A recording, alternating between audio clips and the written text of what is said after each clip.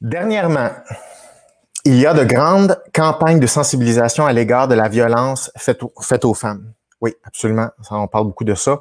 Dans ces campagnes, l'accent est mis de l'avant sur les hommes et non sur les deux parties. Oui, en ce moment, effectivement, on est dans une ère où on regarde le symptôme, puis on regarde qui souffre le plus, puis là, on essaie de protéger la personne qui souffre. OK? C'est la réaction empathique qu'on a. Encore là, j'ai pas de problème avec l'intention. Mais comme vous me connaissez, moi, ce que j'aime, c'est que quelque chose marche. Puis pour que quelque chose marche, faut lire la situation un petit peu plus loin que ça. Donc, je cite un passage de la publicité intitulé « La violence faite aux femmes, ça s'arrête maintenant », où l'homme dit à sa partenaire « change de ton ». Et plus tard, un intervenant dit que c'est l'homme qui devrait changer de ton et non la femme. Non, c'est vous, monsieur, qui devrez changer de ton, pas la femme. Ayant une expérience de vie où j'ai eu l'occasion d'observer beaucoup de violences verbales faites par la femme envers son partenaire masculin, je suis inquiet que ces mouvements déresponsabilisent les femmes de leur comportement violent et que cela puisse mener les hommes à avoir peur d'imposer leurs limites et endurer avec impuissance les comportements agressifs et violents de leur conjointe. Pour un homme vivant à notre époque, comment ne pas avoir peur d'être pointé du doigt lorsqu'on impose nos limites afin de tenter de faire cesser les comportements violents de notre conjointe? OK. Faut parler de la violence. C'est un gros sujet, OK? On va quand même prendre le temps, là. Faut parler de la violence en général. Oui, en ce moment, on parle de la violence conjugale. On en parle, là. Faut pas que les hommes battent leurs femmes. OK? Oui, effectivement, là, tu sais, c'est très bien dire ça. Mais c'est pas très, très précis, là, comme phénomène, là. C'est comme, qu'est-ce qui se passe? Premièrement, il y a différents mythes qui sont en lien avec ça. Dans un couple, les gestes violents ou les gestes agressifs, en termes de fréquence, sont égaux de la part des hommes et des femmes.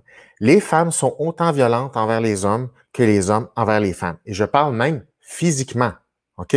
Je pense que même plusieurs études qui montrent que les femmes sont plus violentes physiquement envers les hommes et les hommes sont moins violents physiquement envers les femmes. Mais bref, la violence, c'est là. Mais c'est différent, évidemment, à cause de la physicalité. Une femme qui donne un coup, ça n'a rien à voir en termes de répercussions qu'un homme qui donne un coup de sa plus grande force. Donc, évidemment, ce dont on parle, c'est la violence masculine qui est faite aux femmes parce que cette violence-là fait un dommage. Okay? Mais en termes de comportement, lorsqu'on compte les comportements, c'est similaire entre les hommes et les femmes. Donc, premièrement, de dire que ce ne sont que les hommes qui sont violents, c'est pas vrai. Donc, le problème, ça serait de parler de la violence. Puis ça serait de parler de relations négatives ou abusives ou irrespectueuses. Ça, c'est porteur. Et là, on a une éducation à faire qui responsabilise les deux parties et surtout qui donne du pouvoir aux deux parties. Alors, le mot-clé est le mot suivant, pouvoir. Alors, pourquoi ce mot-là est important? Lorsqu'une personne est regardée en victime sans arrêt, elle développe une vision d'elle de victime. Elle développe une vision de personne qui est prise dans un coin puis qui a besoin d'aide et que si elle n'a pas de l'aide à l'extérieur d'elle, elle n'a pas ce qu'il faut. Est-ce que c'est ça qu'on veut faire? Là, vous allez me dire, ouais, mais c'est pas ça qu'on veut faire. C'est parce que c'est ça la démarche qui est en train de se passer présentement. On aide une victime en la rendant forte, en lui donnant du pouvoir. Et là, elle crée des situations. Elle change des situations. Elle met des limites.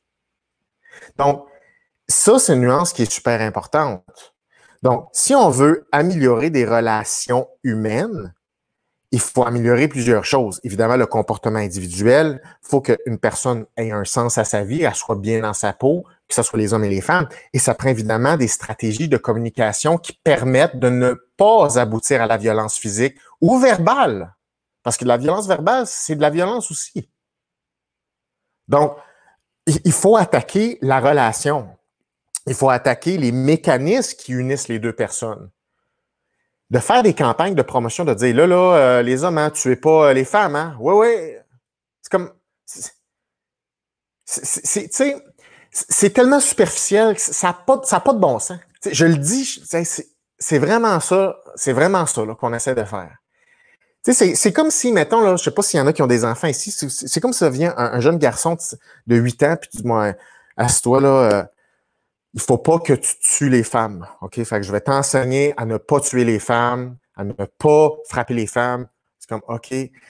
Non, c'est pas ça qu'il faut enseigner. Il faut enseigner comment être un homme responsable, un homme fier de lui, un homme qui a des projets, un homme qui s'accomplit, un homme qui est responsable, un homme qui est capable de prendre soin des autres, un homme qui est capable d'aider sa partenaire.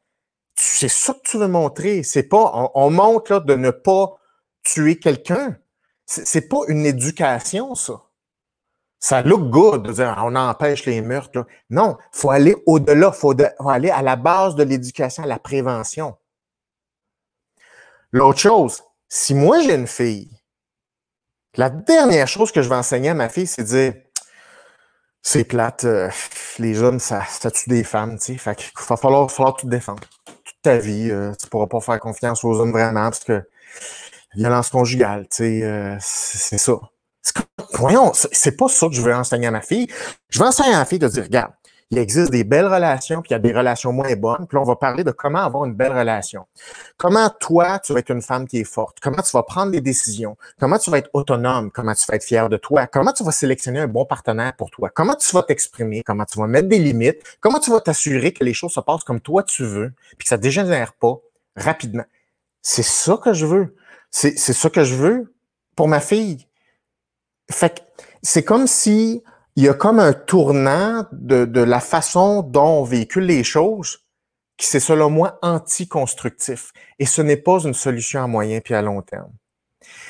Voici ce que je pense. Je pense qu'une bonne façon de se demander comment régler ça, c'est de dire comment on a le goût comment on a le goût d'éduquer un petit gars de 8-10 ans puis une petite fille de 8-10 ans. On veut leur enseigner ce qu'il faut faire, puis qu'il faut continuellement travailler. Puis que ça fait en sorte qu'il n'y aura rien de parfait, mais ça va aller dans la bonne direction. Puis de la victimisation, il n'y en aura pas. Puis il va y avoir plein de choix qui vont s'offrir à eux. Puis s'il y a un choix qui ne leur convient pas, ils vont avoir le pouvoir de faire d'autres choix qui leur conviennent, au lieu de se sentir pris dans un coin. C'est pas ça que je veux faire vivre à mes enfants. Puis c'est pas le genre de personnes que je veux qui vont amener le mieux pour être des bons modèles dans la société. Donc, il y a une question vraiment de mindset de montrer les bonnes choses. Parce que des relations positives, c'est possible. C'est extrêmement possible. Ça peut toujours s'améliorer. Et c'est là-dessus qu'il faut travailler comme projet de société et pas ne pas tuer quelqu'un.